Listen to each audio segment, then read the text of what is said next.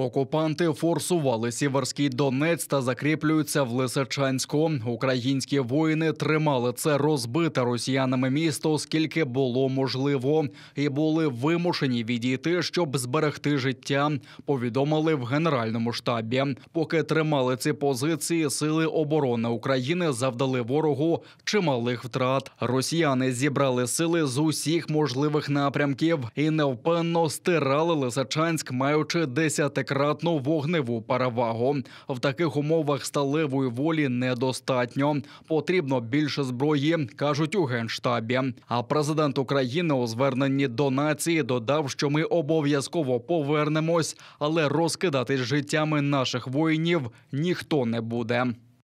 Стіни ми відбудуємо, землю відвоюємо, а людей треба берегти понад усе. І якщо командування нашої армії і забирає людей з певних точок фронту, де ворог має найбільшу вогневу перевагу, зокрема це стосується і Лисичанську, це означає тільки одне, що ми повернемось завдяки нашій тактиці, завдяки нарощуванню постачання сучасної зброї. За даними Генерального штабу, нині ворог ставить на меті відтіснити українських захисників на рубіж Сіверськ, Федорівка, Бахмут. Це вздовж річки Бахмутка. На інших ділянках Східного фронту ворог також гатить з важкої зброї та пнеться в наступ. На Бахмутському напрямку противник активізував обстріли позицій наших військ зі ствольної та реактивної артилерії вздовж лінії зіткнення. Завдав масованих ракетних ударів в районах населених пунктів Покровське, Берестове, Спірне та в районі Вуглегірської ТЕС. За підтримки артилерії ворог веде наступальні дії в районах населених пунктів Василівка, Берестове, Спірне, Клинове та Майорськ. Успіху немає.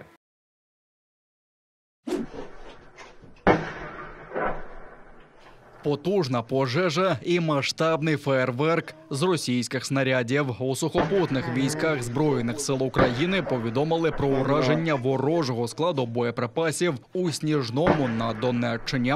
Видовище фільмували і місцеві жителі. За їх дописами, вибухало в районі заводу Сніжнянськ-Хіммаш. Наприкінці червня там уже була знищена база російської військової техніки. За свідченнями містян, у неї поцілили 2 ракети, ймовірно, .У.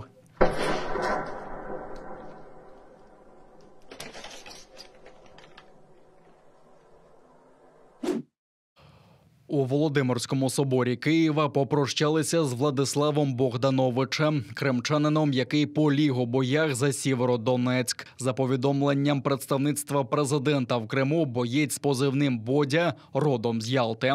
Його мати – відома волонтерка Лариса Китайська. Після окупації Криму Владислава переслідували російські спецслужби, і невдовзі він залишив півострів. Після повномасштабного вторгнення не лишився осторонь і, попри проблеми із зором, добровільно пішов боронити Україну у складі Закарпатської бригади. А наприкінці червня загинув під мінометним вогнем російських окупантів. На Зміїному підняли український прапор. Військова операція на острові завершена. Про це повідомила начальниця Об'єднаного координаційного прес-центру Сил оборони Півдня України Наталя Гуменюк. Перед тим українські військові знищили залишки російської техніки на Зміїному. Після того, як окупантів звідти вибили. Вони рятувалися кількома швидкісними човнами під прикриттям авіації і назвали це кроком доброї волі. За словами Наталі Гуменюк, українські військові просуваються і на інших південних територіях. На решті території у нас просуваються наші війська спеціальним способом, повільно, але впевнено, так як ми і говорили, в рамках військової операції, зберігаючи тишу. Те, що ми звільняємо, ми спочатку закріплюємо, а потім проголошуємо. Так, на суходолі ворог не має успіхів в просуванні, тому використовує наразі тактику авіаційних і ракетних ударів. Рашисти відповідають вогнем по цивільних. З реактивних систем залпового вогню «Смерч» обстріляно Нововоронцовку та Високопільську громаду Херсонщини, а також Висунськ на Миколаївщині. Потрощено житлові будинки, сільськогосподарські угіддя та інфраструктуру. В оперативному командуванні «Південь» попереджають про загрозу нових ракетних ударів з моря. Корабельне угрупування ворожого флоту з одного великого десантного корабля, 3 надводних і 1 підводного ракетоносців мають разом на поготові 28 ракет типу «Калібр» і продовжують блокувати судноплавство в територіальному морі і виключний морський економ-зоні України. Саботувати призов окупантів і не чинити воєнних злочинів. З таким закликом до українських громадян в Криму звернулися у представництві президента України в автономії.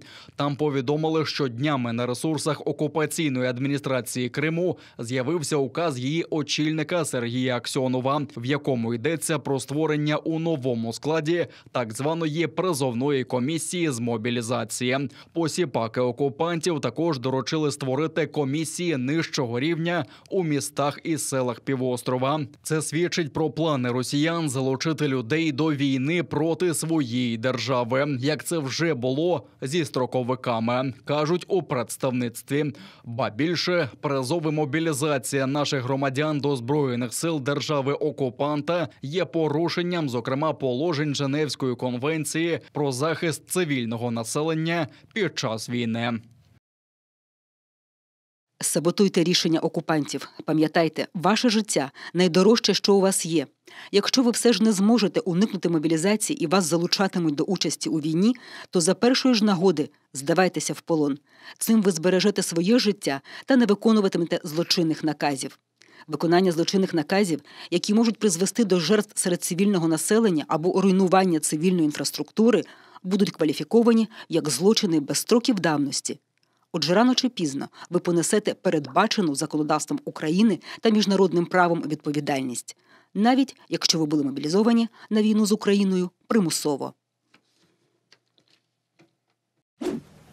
Безпека, технологічність, зелені технології, безбар'єрність, нові робочі місця, нові виробництва і максимальна прозорість. Президент України Володимир Зеленський звернувся до учасників конференції з відбудови України, яка відбувається у швейцарському Лугано, зі своїм баченням відновлення зруйнованих росіянами регіонів. Він наголосив на потребі реформ і додав, що відбудова України стане великою реформою, яка об'єднає весь демократичний світ. Конференція з відновлення України триватиме 2 дні.